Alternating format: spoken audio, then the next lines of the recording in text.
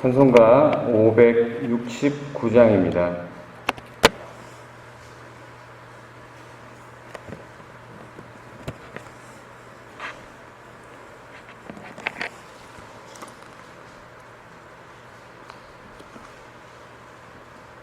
선한 목자 되신 우리 주 항상 인도하시고 푸른 풀밭 좋은 곳에서 우리 먹여주소서. 선한 목자 그새 주여 항상 인도하소서. 선한 목자 그새 주여 항상 인도하소서.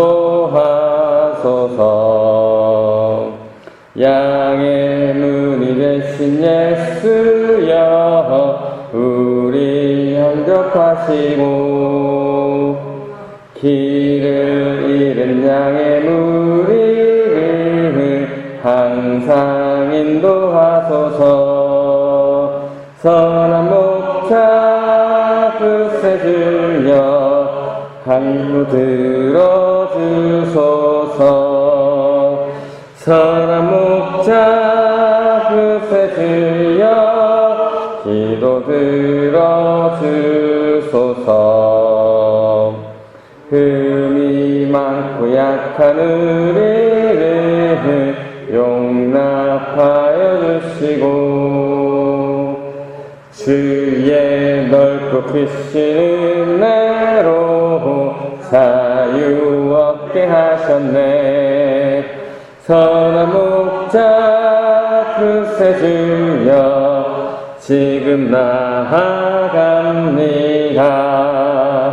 선한 목자 그새 주여 지금 나아갑니다. 일찍 주의 뜻을 따라서 살아가게 하시고 주의 크신 사랑 베푸사 따라가게 하소서. 선한 목자 그새 주여 항상 인도하소서. 선한 목자 그새 주여 항상 인도하소서.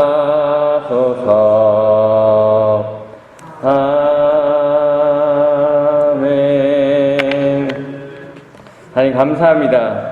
지난 밤도 우리 호흡을 지켜주시고 오늘도 하나님을 기억하며 하나님께 우리의 마음을 드리려고 이 자리에 나와서 하나님을 예배하게 하심을 너무나 감사합니다. 오늘도 주신 이 생명 우리가 하나님 것임을 기억하고 주신 하루 온전히 하나님께 드려지는 그런 귀한 시간 될 수 있도록 주님 도와주시옵소서. 감사합니다. 예수님 이름으로 기도드립니다. 아멘. 오늘 우리에게 주신 하나님의 말씀 이사야 66장 1절에서부터 14절까지 말씀입니다.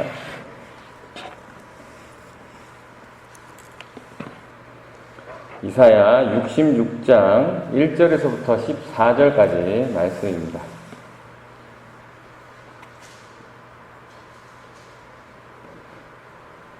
제가 봉독해 드리겠습니다. 여호와께서 이와 같이 말씀하시되 하늘은 나의 보좌요 땅은 나의 발판이니 너희가 나를 위하여 무슨 집을 지으랴. 내가 안식할 초소가 어디랴. 나 여호와가 말하노라. 내 손이 이 모든 것을 지었으므로 그들이 생겼느니라.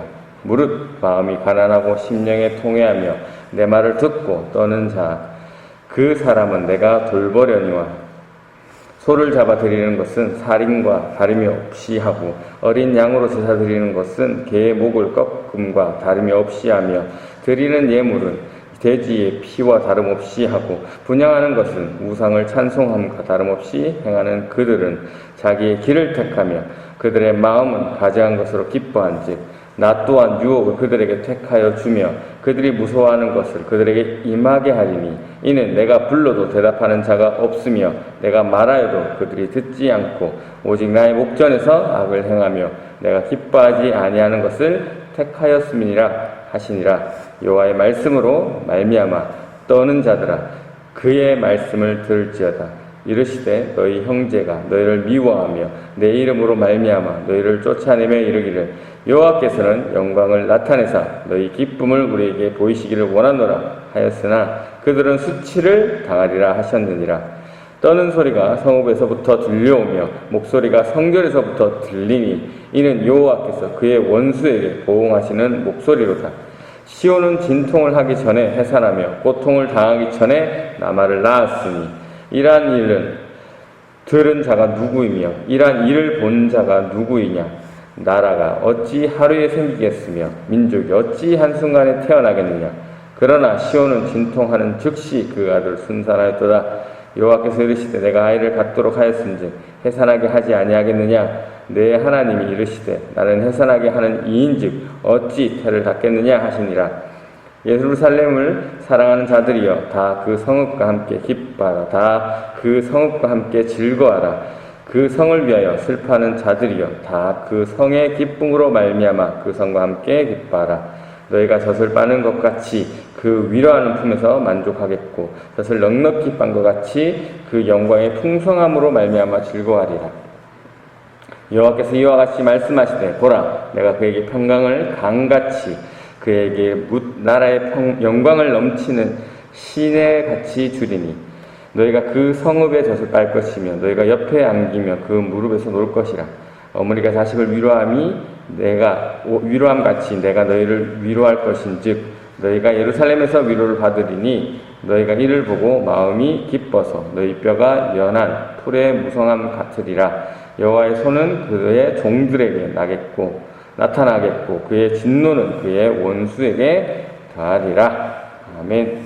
오늘도 주신 본문을 통해서 하나님의 음성을 또 듣는 귀한 은혜의 시간 되시길 바랍니다. 1절 말씀부터 한번 보겠습니다. 여호와께서는 이와 같이 말씀하시되 하늘은 나의 보좌요 땅은 나의 발판이니 너희가 나를 위하여 무슨 집을 지으랴.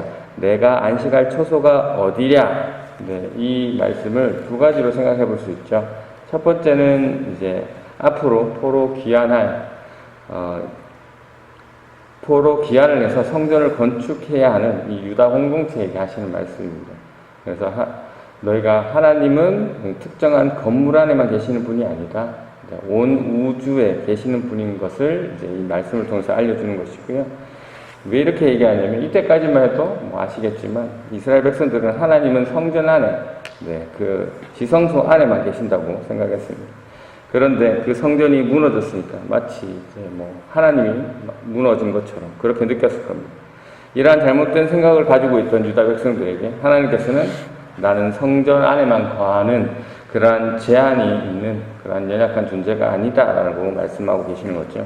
또 하나는 이제 계속해서 문맥에서 이어지는 것처럼 새 예루살렘, 이 새 예루살렘은 하나님이 계시는 곳인데 이곳에는 성전이 필요 없고 어떤 희생 제사도 필요 없고 어떤 예식도 필요 없다라는 것이죠. 왜냐하면 하나님은 모든 곳에 하늘을 보좌로 삼으시고 땅을 발판을 삼으시는 아주 모든 곳에 계신 아주 크신 분이시기 때문입니다. 2절 말씀입니다. 나 여호와가 말하노라. 내 손이 이 모든 것을 지었으므로 그들이 생겼느니라. 무릇 마음이 가난하고 심령에 통회하며 내 말을 듣고 떠는 자 그 사람은 내가 돌보려니와. 하나님께서는 내 손으로 모든 것을 다 지었기 때문에 모든 것이 내 것이다 라고 말씀하고 계시죠. 그러면서 하나님께서는 마음이 가난하고 심령이 통회한 사람 그리고 하나님의 말씀을 듣고 떠는 사람을 돌본다. 다른 말로 좋아하신다 라고 말씀하고 있습니다. 여기서 마음이 가난한 사람인데 예수님께서 산상수훈에서 말씀하셨죠. 자기 스스로 자신의 문제를 해결할 수 없음을 깨닫고 내 죄를 해결해 주실 분 그분만 바라보는 오직 하나님만 바라보는 사람을 마음이 가난한 사람이라고 말하고 있습니다. 마음, 심령이 반복되어 나왔죠. 하나님께서는 마음으로 하나님을 바라보는 사람, 심령으로 통회하는 사람, 그러한 마음으로 하나님의 말씀을 듣고 떠오는 사람을 돌보신다, 좋아하신다라는 말씀이고요. 1절의 내용과 이어서 생각해보면 하나님을 성전이라는 건물 안에만 사시는 분으로 생각하면 안 된다. 너희들은 다시 성전을 지을 때 이러한 생각을 가지고 짓되 또 마음이 빠진 채 예전처럼 이 성전의 형식, 행위에만 매여 있지 말아라. 하나님은 마음이 가난해서 하나님만 바라보는 자, 통회하는 자, 하나님 말씀에 두려움을 느끼는 자를 좋아하시는 분이시다 라는 말씀을 하고 있는 것입니다. 3절입니다. 소를 잡아드리는 것은 살인함과 다름없이 하고 어린 양으로 제사를 드리는 것은 개의 목을 꺾음과 다름이 없이 하며 드리는 예물은 돼지의 피와 다름없이 하고 분향하는 것은 우상을 찬송함과 다름없이 행하는 그들은 자기의 길을 택하며 그들의 마음은 가증한 것을 기뻐한즉. 네. 소를 잡아드리는 것이 뭐 같다고 합니까? 살인하는 것과 같다고 하죠. 흠없는 어린 양을 죽여서 제물로 바치는 것은 또 무엇과 같다고 합니까? 네, 개의 목을 꺾은 것 같다고 합니다. 이 유대에서 개란, 또 뒤에 나오는 돼지란 추잡하고 또 경멸한 좋지 않은 것을 상징하는 표현입니다. 이 좋지 않은 개의 목을 꺾어서 희생제물로 바친다는 것은 아주 혐오스럽다라는 것이죠. 근데 우리가 좀 이상하다는 생각이 드시죠? 소를 잡고 양을 잡아서 제사 드리는 것은 계속해서 전통적으로 드렸던 거잖아요. 근데 그것을 지금 마치 개를 잡는 거, 돼지의 피를 드리는 것처럼 아주 혐오스럽게 표현하고 있습니다. 근데 이제 앞에 2절과 같이 연결해서 생각해 보면 이것을 알 수가 있죠. 2절에는 뭐가 빠졌겠죠? 마음이 가난한 자. 네, 마음이 통회하는 자, 하나님의 말씀을 듣고 떠는 자를 좋아하신다고 하셨는데, 이 마음이 빠진 행위, 마음에 빠져 있으면 소를 100마리 잡든 1000마리 잡든 그냥 소를 죽이는 살인 행위밖에 되지 않는다라는 것이죠. 그 뒤에 내용도 다 같습니다. 돼지의 피도 그렇고 개의 목 꺾음도 같고. 네. 그리고 이런 것들이 마음이 빠져버리면 뭐와 같다고 합니까? 네. 이방신을 섬기는 제사와 다를 바 없다는 거죠. 네. 4절입니다. 나 또한 유혹을 그들에게 택하여 주며 그들이 무서워하는 것을 그들에게 임하게 하리니 이는 내가 불러도 대답하는 자가 없으며 내가 말하여도 그들이 듣지 않고 오직 나의 목전에서 악을 행하며 내가 기뻐하지 아니하는 것을 택하였음이라 하시니라. 여기서 그들은 3절에서 얘기하는 마음이 빠진 행위를 하는 사람들을 이야기합니다. 하나님에 대한 마음이 빠진 그러한 행위를 하는 사람에게 하나님은 역시 유혹을 그들에게 택하여 주며 라고 하셨는데 이것은 심판하겠다라는 뜻입니다. 그래서 하나님께서 마음이 빠진 행위를 하는 그들에게 그들이 가장 무서워하는 것으로 심판하시겠다라고 하시는데요. 그 이유는 이들이 하나님이 불러도 대답하지도 듣지도 않았고 하나님 앞에서 악을 행하고 하나님이 기뻐하지 아니하실 일을 했기 때문에 라고 말씀하고 있습니다. 5절입니다. 여호와의 말씀으로 말미암아 떠는 자들아 그의 말씀을 들을지어다. 이르시되 너희가 형제가 너희를 미워하며 내 이름으로 말미암아 너희를 쫓아내며 이르기를 여호와께서는 영광을 나타내사 너희 기쁨을 우리에게 보이시기를 원하노라 하였으나 그들은 수치를 당하리라 하셨느니라. 여기서 여호와의 말씀을 떠는 자는 하나님이 기뻐하는 자 맞습니까? 네, 맞죠. 2절에 나오죠. 네. 2절의 마지막 절에 나오네요. 2절 마지막 절에 나오시 하나님께서 돌봄을 받고 하나님을 기쁘시게 하는 자들이 하나님의 말씀을 떠는 자입니다. 이들은 어떤 일을 당한다고 합니까? 형제들에게 미움을 당하고 형제들이 하나님의 이름으로 뭐라고 합니까? 하나님의 이름으로 너희들을 미워하고 하나님의 이름으로 말미암아 너희를 쫓아낸다고 이야기합니다. 여기서 쫓아낸다라는 것은 이 공적인 예배를 참석하지 못하게 하는 것을 이야기하거나 아니면 공동체로부터 출교당하는 것을 이야기합니다. 예수님도 이 마태복음 10장 20절에 동일한 말씀을 하신 적이 있습니다. 말씀드리면 또 너희가 내 이름으로 말미암아 모든 사람에게 미움을 받을 것이다. 끝까지 견디는 자는 구원을 얻으리라. 네. 이들이 하나님을 두려워하는 자들을 쫓아내면서 뭐라고 합니까? 네, 여호와께서 영광을 나타내서 너희 기쁨을 우리에게 보이시기를 원하노라 라고 하죠. 쉽게 말씀드리면 너희가 맞다면 하나님을 두려워하는 자 너희들이 맞다면 하나님께서 너희를 위하여 영광을 나타내고 그래서 너희가 기쁨을 얻을 수 있도록 우리에게 보여봐라. 네, 조롱하는 거죠. 조롱. 네. 그런데 이 조롱을 하지만 이 수치는 누가 당한다고 말씀하고 있죠? 네. 조롱 받고 있는 사람이 수치를 당한다고 합니까? 조롱을 하고 있는 사람이 수치를 당할 것이라 말하고 있습니다. 네, 조롱하는 자가 수치를 당할 것이라고 말하고 있습니다. 그렇습니다. 언제나 성경은 최후의 승리자는 언제나 하나님을 따르고 하나님 말씀을 두려워하는 자가 얻는다라고 일괄적으로 성경 전체에서 말씀하고 있죠. 6절입니다. 떠는 소리가 성읍에서부터 들려오며 목소리가 성전에서부터 들리니 이는 여호와께서 그의 원수에게 보응하시는 목소리로다. 성에서 떠는 소리가 나고 성전에서 목소리가 나오는데 이게 왜 나냐? 하나님을 조롱하는 자들을 하나님께서 심판하겠다. 그들의 입에서 나오는 그러한 신음소리라는 얘기죠. 7절입니다. 시온을 진통하기 전에 해산하며 고통을 당하기 전에 나만을 낳았으니 이 상반절과 하반절이 같은 내용을 반복하고 있는데요. 이 진통 없이 고통 없이 아이를 낳는다라는 그런 말씀입니다. 이것도 해석이 가능한데 첫 번째로는 포로 귀환할 유대인들이 기적적으로 고통 없이 귀환할 것이다 라는 말씀으로 해석할 수 있고요. 두 번째로는 이제 교회가 성령님이 오시고 나서 개종하는 유대인의 숫자가 폭발적으로 늘어날 것이다 라는 것을 말씀하고 있습니다. 그래서 첫 번째 의미로 우리가 먼저 보면요. 8절에서 쭉 보면 해산의 고통을 받기 전에 아이를 잘 놓을 수 있는 이 기적 같은 일을 들은 자가 누구며 본 자가 누구냐?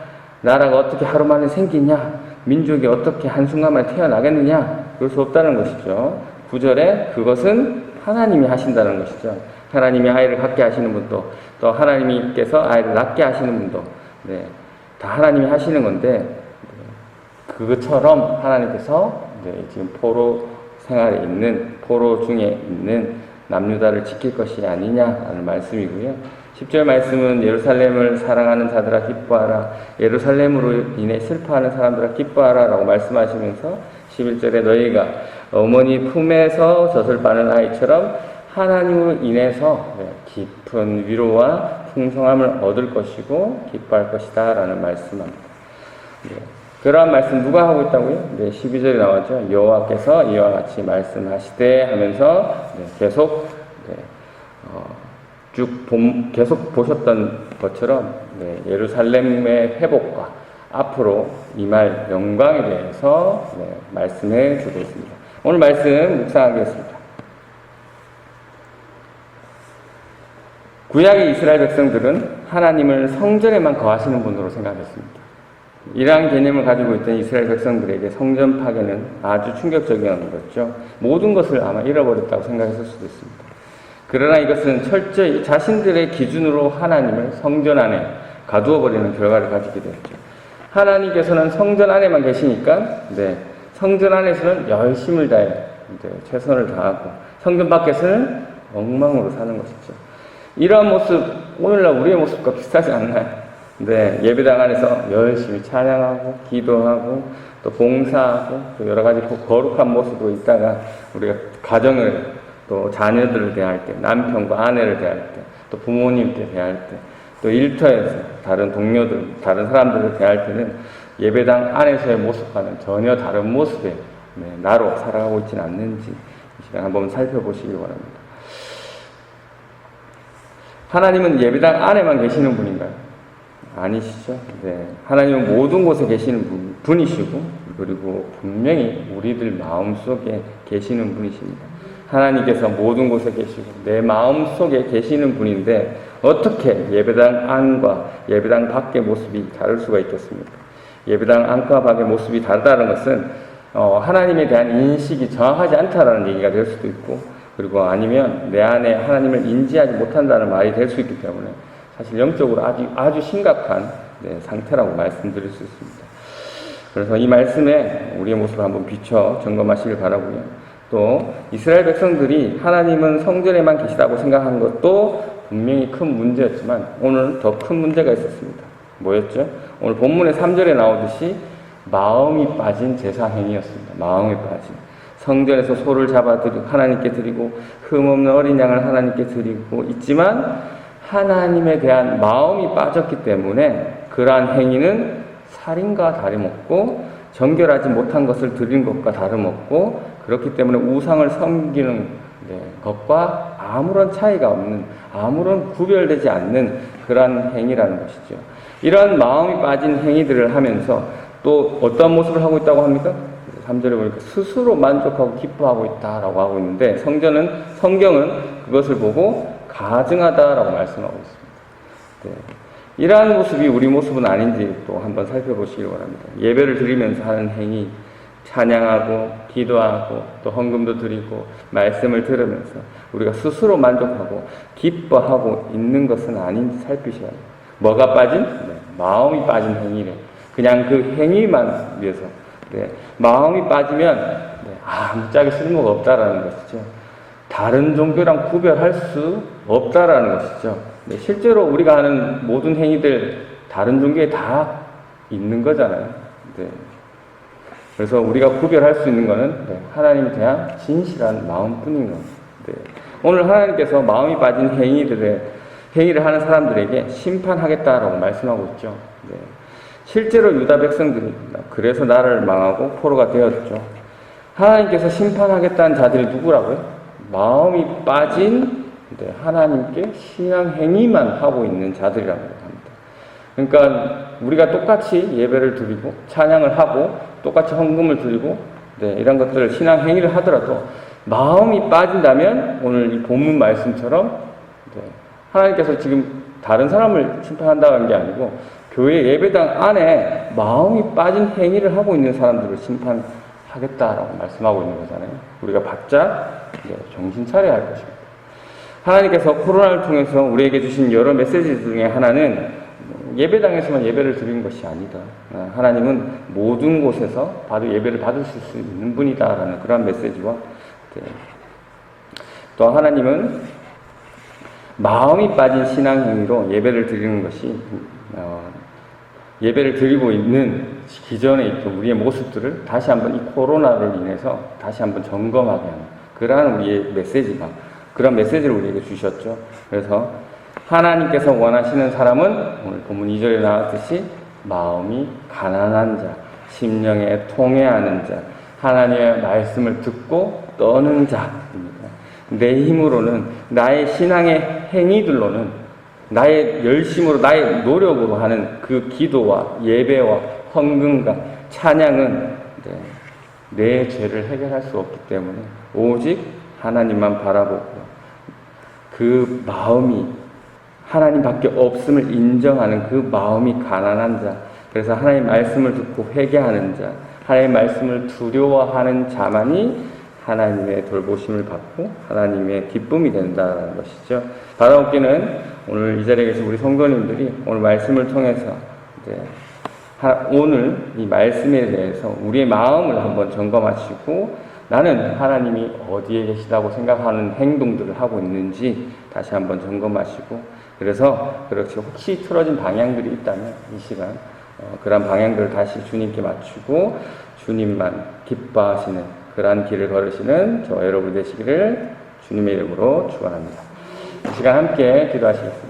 기도하실 때 하나님 오늘 말씀을 통해서 정말 나는 하나님께서 모든 곳에 계시는 분으로 내 마음속에 계시는 분으로 인식하고 그렇게 살아가고 있는지를 다시 한번 보게 해주심을 감사드립니다 라고 기도하시고 이 시간 내 마음을 점검하여서 정말 하나님이 기뻐하시는 자, 그 마음이 가난한 자, 심령이 통회한 자, 하나님 말씀에 두려워하는 자가 되게 해주셔서 주님 다시 오시는 날에 주님께 칭찬받는 그러한 저희가 되게 해달라고 기도해 주시고 오늘부터 진행되는 엘리베이터 공사를 위해서도 기도해 주시고 개인 기도하시고 자유롭게 돌아가도록 하겠습니다. 기도하겠습니다.